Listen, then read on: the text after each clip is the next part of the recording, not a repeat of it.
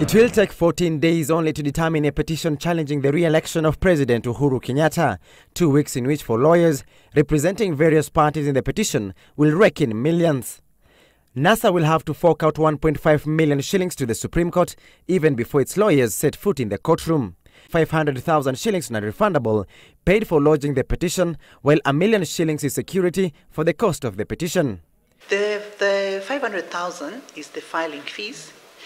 The 1 million is security for costs. However, depending on what else is filed, because they're the basic documents that have to come, the petition itself, the supporting affidavits. If there are other extra documents filed, then there's a way of assessing, and there are guidelines in the registry. So the person that is in charge of that will assess and determine what else should be paid over and above. Jubilee and IEBC and any other respondents will pay 20,000 shillings each for filing responses to the NASA petition.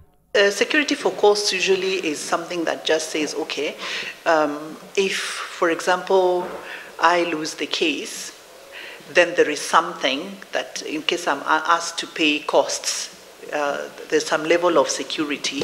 Of course, once the matter is over, sometimes when the fees is taxed, the costs are taxed, it's much more than that 1 million.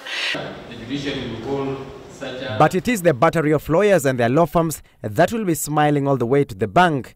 In the 2013 presidential petition pitting Raila Odinga versus Uhuru Kenyatta and IEBC, the Electoral Commission spent nearly 50 million shillings in 2 weeks to pay its lawyers.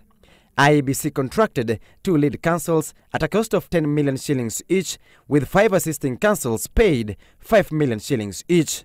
Likewise, IEBC paid legal fees for its former chairman, Isaac Hassan's lawyer. Insiders indicate the lawyer was paid 35 million shillings. Cumulatively, the commission spent over 80 million shillings in 2 weeks. The Jubilee party that had assembled a battery of senior counsels spent over 300 million shillings to defend President Uhuru Kenyatta's win.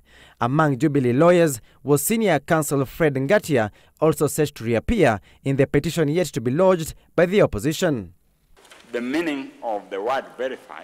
The opposition then was led by senior counsel George Oraro. The opposition's legal team also included Siaya Senator James Orengo and lawyer Paul Mwangi, among others, some of whom offered their services for free. Sam Ogina, Citizen Live at 9.